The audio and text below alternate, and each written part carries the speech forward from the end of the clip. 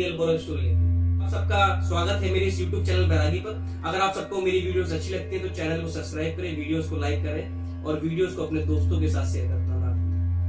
तो चलिए आज की हम अपनी स्टोरी स्टार्ट करते हैं। मेरी आपको वार्निंग है, अगर आपको डर लगता है तो इस वीडियो को किसी के साथ में देखें, अकेले बिल्कुल ना देखें। जो गारंटी से मैं कहता हूँ कि आप इस वीडियो को देख के आज जरूर डरने वाले।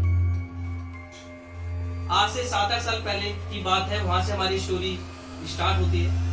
उत्तर प्रदेश के अंदर गाजियाबाद एक जगह है, एक डिस्ट्रिक्ट है, वहां पे एक लोकल कॉलोनी पड़ती है, कोड़ा कॉलोनी। ये वहां की स्टोरी है। वहां पे आज से 7 से 8 साल पहले कुछ ऐसा इंसिडेंट हो गया था जिस वजह से उस कॉलोनी को किसी टाइम पे ये भी कहा जाने लगा कि एशिया की सबसे बड़ी भूतिया कॉलोनी।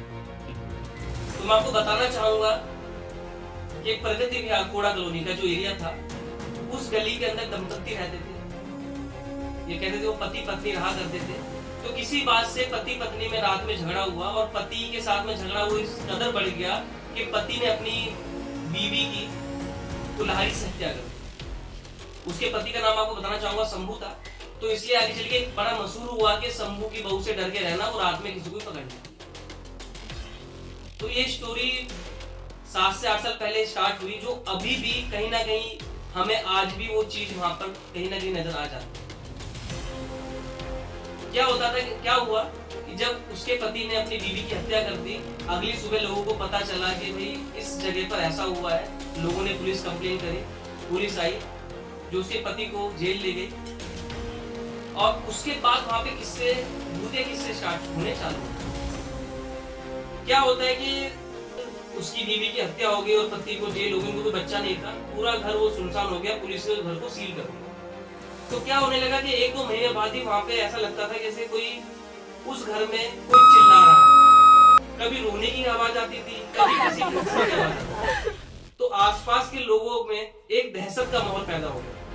उनको ये समझ में नहीं आ रहा था कि आखिर इस घर के अंदर ऐसा क्या है। शक तो था लोगों को कि शायद जिस लेडीज को इस घर के अंदर मारा गया है ये उसी की आत्मा है जो वहां पर रात में चिल्लाती है। तो क्या हुआ, उस गली के अंदर इतनी दहशत हो गई कि लोगों ने रात में 8 बजे के बाद निकलना भी बंद कर दिया।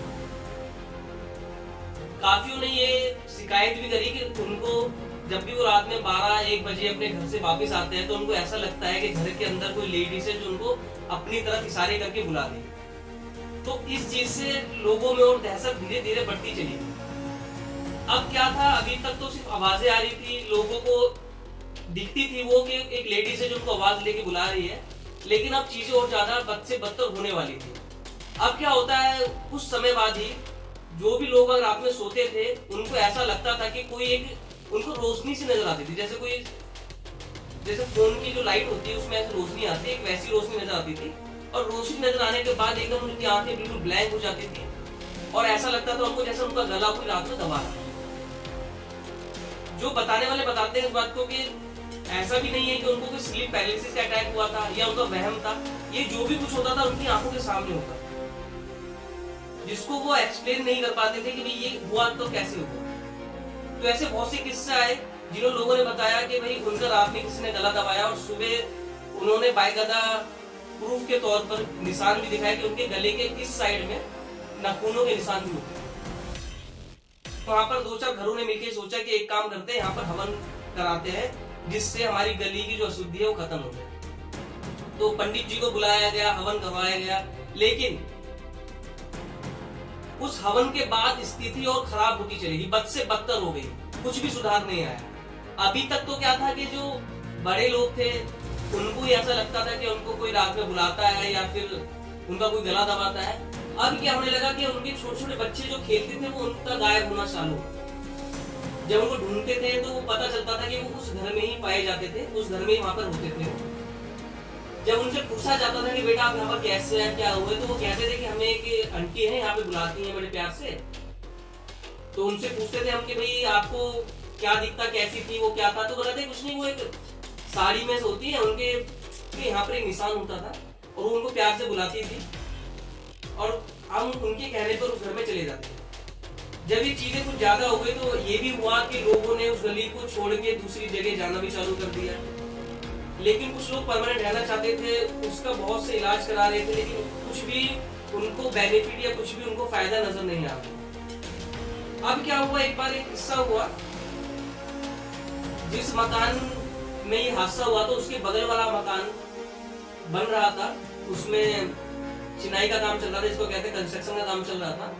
फुट की दीवार थी जिसकी वो चिनाई कर रहा था और वो 7 फुट तक उसकी चिनाई कर चुका था। तो वो 7 फुट की हाइट पे ईंटें लगा रहा था, तब उसको रोशनी दिखाई दी। रोशनी दिखते तो वो नीचे गिरा के, और उसको ऐसा लगा कि किसी ने उसके कान में बोला कि तेरी हिम्मत कैसे हुई मेरी छाती पे इन सामान को रखने की, या तो अभी हटा दे या फिर तो अपनी जान से जाए। मैं मानूंगा कुछ लोग कहेंगे कि ये सही है तो फेक है, ऐसा कुछ नहीं हो सकता, लेकिन जो रियलिटी है, जो जिस बंदे ने फेस की, मैं उसकी आपको बताना चाहूंगा। और जो बंदा जो काम कर रहा था, जो बेलदार था, वो उस करता जो बेलदार था उसको भी ऐसी पटक लगी कि वो एकदम गिरते ही बेहोश हो गया। उसको पानी वानी पिलाया गया, तब जाके उसको होश आया। उसने भी इसी बात को बोला कि उसके कान में एक आवाज आई कि तुम्हारी हिम्मत कैसे हुई मेरी छाती पे सामान रखने की, अगर सामान नहीं हटाया तो मैं तुम्हें जान दूंगा। ये चीजें ऐसे से बढ़ती चलेगी।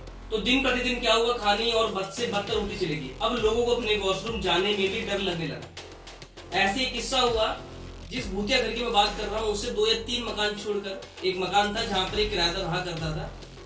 तो अचानक गली में हल्ला मचा के एक बंदा वॉशरूम से नीचे गिर गया, और नीचे इस कदर गिरा कि वो गिरते एकदम बेहोश हो गया।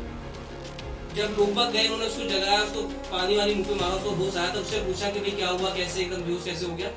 तब उसने सेम चीज वही बताई कि उसको एक रोशनी दिखाई दी, और उसको ऐसा लगा जैसे किसी ने उसके गाल पर थप्पड़ मारा, और थप्पड़ इतनी जोर से मारा कि बंदा एकदम नीचे जाके पट गिरा, और पट गिरते ही वो एकदम बेहोश हो गया। ऐसे एक किस्सा और हुआ। एक मेरा ही दोस्त था जिसके पापा अपने रात में 12 बजे करीब उनको वॉशरूम जाना था, वॉशरूम में गए, वो वॉशरूम करने के लिए। क्या हुआ कि बहुत टाइम बीत गया, आधा पौन घंटा हो गया, लेकिन वॉशरूम से बाहर नहीं निकले। तो वैसे इतना कभी टाइम उनको लगा नहीं है, लेकिन घर वालों को लगा शायद कि हो सकता है कुछ उनको प्रॉब्लम हो रही हो। तो उन्होंने जाके गेट खटखटा के देखा कि अंदर कोई है या नहीं है। तो अंदर से कोई आवाज ही नहीं आई। अब उन घर वालों को टेंशन हुई कि ये तो वॉशरूम गए थे, लेकिन इधर बाहर क्यों नहीं आए। बहुत देर तक गेट खटखटाया, कोई रिस्पॉन्स नहीं मिला। तो फिर 2-4 घर के जो सदस्य थे इकट्ठे, उन्होंने गेट को, लकड़ी का गेट था तो बड़ी मुश्किल से उसको तोड़ा। तो देखा तो अंकल जी जो थे वॉशरूम में बेहोश पड़े। जब उनको भी होश में लाया गया, पानी वानी दिया गया, डॉक्टर को बुलाया गया रात में इमरजेंसी में। डॉक्टर ने इंजेक्शन दिया उनको, थोड़ा उनको होश आया। तब उनसे पूछा कि क्या हुआ, तो उन्होंने बताया कि कुछ नहीं, कि वो अपने वॉशरूम जब वो गए तो वॉशरूम करते करते उनको फिर एक रोशनी दिखाई दी। रोशनी दिखने के बाद वो एकदम बेहोश हो गए। उसके बाद उनको कुछ पता ही नहीं चला। ऐसा ही एक इंसिडेंट मेरे दोस्त के साथ में हुआ। वो अपनी छत पे खड़ा हुआ था। छत पे खड़े होकर उसने उस घर की तरफ नजर करी, और उसको भी एक रोशनी दिखाई दी। उस रोशनी के बाद क्या हुआ, उसको एक चक्कर सा आया। चक्कर आने के बाद वो वहीं पर बेहोश हो। तो ऐसे किस्से जो दिन प्रतिदिन वहां पे लोगों को दिखाई दे रहे थे, लोगों को महसूस हो रहे थे। और ये कहा जाता है कि लोगों ने इस चीज का, बहुत से पंडितों को, बहुत से मौलवियों को इस चीज को दिखाया। सबने बताया कि सब कुछ उसी घर से हो रहा है, लेकिन उसकी कोई बंदिश नहीं कर पा रहा था। कह रहे थे वो इतनी पावरफुल है, उनकी बड़ों में उतनी ताकतवर है कि उसको कंट्रोल करना हर किसी के बस की बात है। आज इस बात को 7 से 8 साल हो गए उसको मरे हुए, लेकिन कहीं ना कहीं आज भी लोगों को रात में उस घर से घर के बगल से जाने में डर लगता है। लोगों को आज भी वहां से आवाजें सुनाई देती है। लोगों को आज भी वहां पर एक काला साया नजर आता है। ये थी पूरी एक हॉरर स्टोरी। आशा करता हूँ आप सबको बहुत अच्छी लगी हो, थोड़ी डरावनी भी लगी हो, सुनने में मजा भी आया हो। आपको जैसी भी लगी स्टोरी कमेंट बॉक्स में जरूर बताएं।